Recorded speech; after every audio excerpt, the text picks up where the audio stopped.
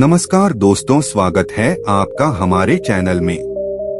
भिक्षु हर दिन तथागत से कहता, मैंने मन को जीत लिया है, अब यह मुझे विचलित नहीं कर सकता। तो एक दिन गौतम बुद्ध ने कहा, ठीक है, तुम दक्षिण दिशा में भिक्षा मांगने जाओ, यही तुम्हारी आखिरी चुनौती है। फिर अगले दिन ही भिक्षु ने व्याकुल होकर कहा, मुझसे बड़ी गलती हुई, लेकिन अब मैं दोबारा उस दिशा में भिक्षा मांगने नहीं जाऊंगा। यह कहानी शुरू होती है जब एक बड़े प्रदेश का राजकुमार अपना राजमहल सब कुछ त्याग कर बौद्ध संघ में शामिल हुआ। शुरुआती दिनों में नए भिक्षु ध्यान करना सीखते। इसके साथ साथ गौतम बुद्ध उन्हें भिक्षा मांगने भेजते ताकि भिक्षुओं का अहम कमजोर हो और उनका व्यवहार विनम्र हो जाए।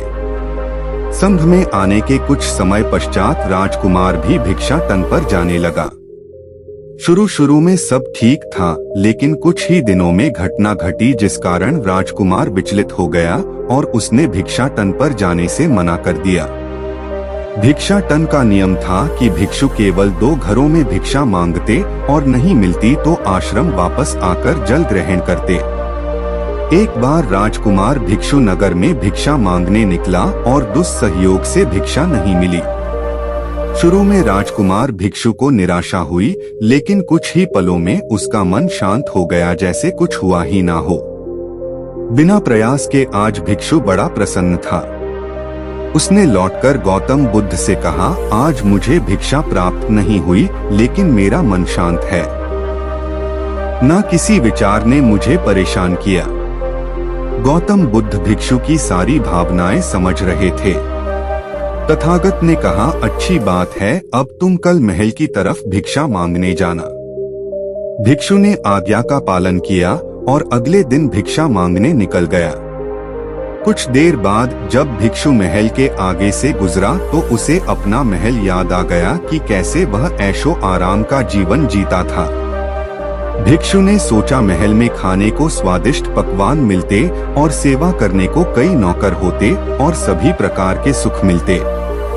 ऐसा सोचते सोचते भिक्षु के मन में इच्छा हुई कि आज बढ़िया भोजन मिल जाए। तभी भिक्षु सचेत हो गया कि यह सब अतीत की स्मृतियां हैं और मैं केवल इन्हें देख रहा हूँ। पुरानी यादों के ताजा होने से मन में कुछ इच्छाएं प्रकट हो रही हैं।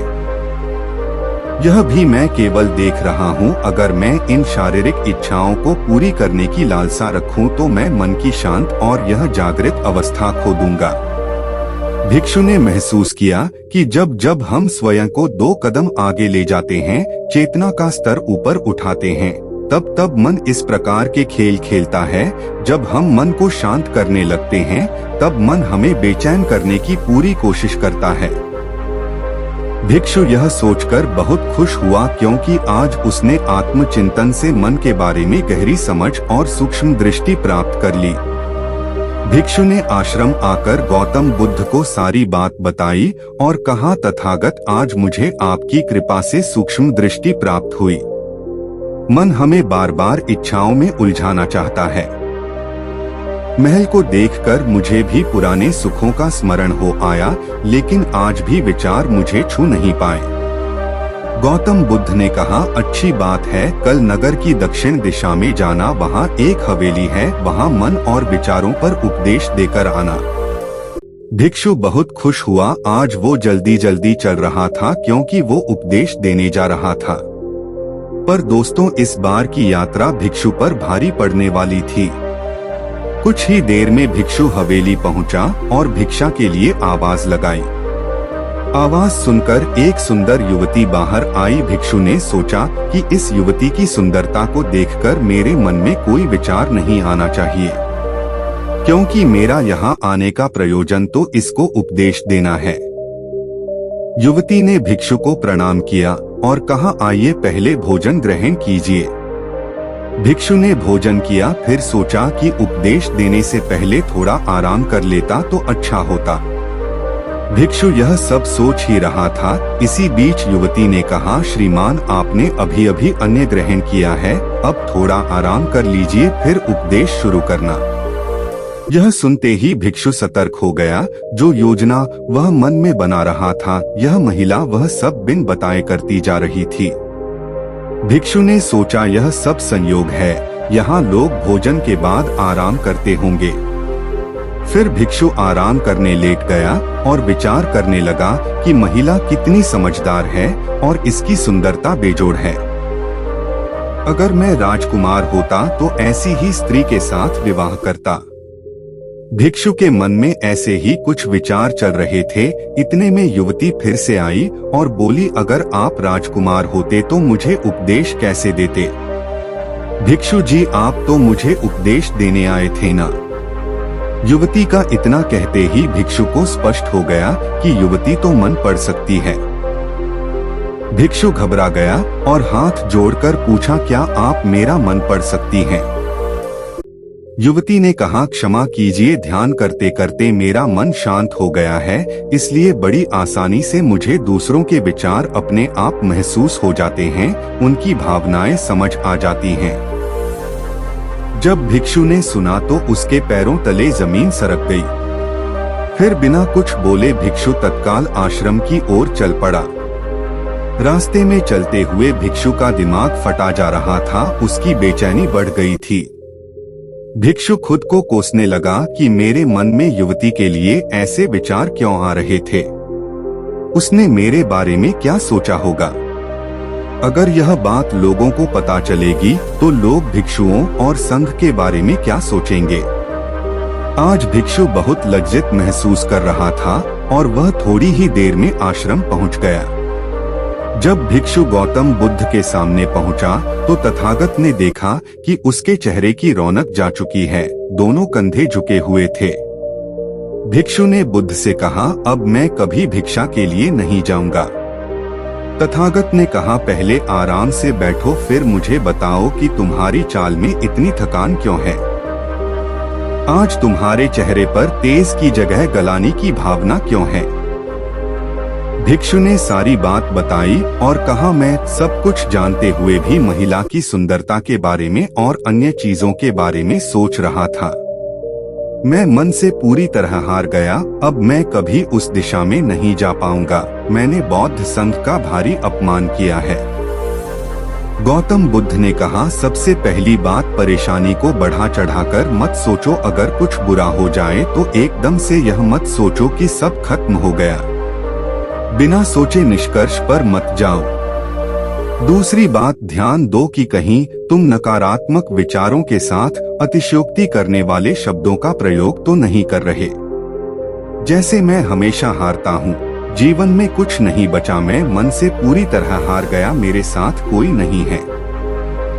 क्योंकि ऐसा करने से मन अति भावुक और विचलित हो जाता है और नकारात्मक विचारों के चक्र में फंसा रहता है। तथागत के शब्दों से राजकुमार भिक्षु के मन को सांत्वना मिली। भिक्षु ने पूछा, अगर मैंने अपने मन को जीत लिया था तो फिर मन ने मुझे परेशान क्यों किया? गौतम बुद्ध ने कहा, सबसे पहले यह समझो कि विचार पैदा कैसे होते हैं। पहले बाहर कुछ हुआ, फिर उस घटना के प्रति अंतर्मन ने प्रतिक्रिया की, इस कारण शरीर में भावना या सनसनी पैदा हुई। फिर इस सेंसेशन या फीलिंग के प्रति तुम्हारे सचेत मन ने यानी कॉन्शियस माइंड ने प्रतिक्रिया की। इस आखिरी स्टेप को हम विचार कहते हैं। भिक्षु ने पूछा, हमको परेशान करने की विचारों में इतनी शक्ति आती कहाँ से है? गौतम बुद्ध कहते हैं कि हम खुद विचारों को यह शक्ति प्रदान करते हैं। जब आप जजमेंट और सही गलत के टैग लगाकर विचारों को देखते हो तो उनके प्रति रिएक्ट करने लगते हो। एक विचार के साथ अन्य विचार भी सोचने लगते हो। जब तक आप खुद को जज करोगे तब तक मन आपको नीचा दिखाकर हावी होता रहेगा। भिक्षु ने पूछा, फिर मन शांत कैसे होगा? गौतम बुद्ध ने कहा, अगर विचार है तो शरीर में भावना भी महसूस हो रही है, क्योंकि हर विचार भावना के साथ प्रकट होता है। अगर आप अश्लील विचार महसूस कर रहे हो तो इसका मतलब है कि शरीर में एक भावना यानी सेंसेशंस भी महसूस हो रहे हैं और फिर आप उसके बारे में सोच रहे हो या रिएक्ट कर रहे हो, और इसी बात में मन को शांत करने का तरीका छपा है। हर विचार को देखना कठिन है क्योंकि विचारों का वेग तेज है, लेकिन शरीर में महसूस हो रही भावना यानी सेंसेशंस को देखना आसान है, क्योंकि यह देर तक बनी रहती हैं। अगर इन्हें बिना जजमेंट के सही गलत का मतलब लगाए सिर्फ देखा जाए तो यह गायब भी हो जाती हैं। तब मन के पीछे जो शांति है वो प्रकट होती है और उस शांति में एहसास होता है कि मन हमारा कुछ नहीं बिगाड़ सकता, हमारा अंतर्मन कैसे ठीक होता है। नॉन जजमेंट से अगर हम किसी भी इंसान या घटना या फिर अपने मन को बिना जजमेंट के देखते हैं तो मन के साथ साथ अंतर्मन अपने आप स्वस्थ और शांत होने लगता है।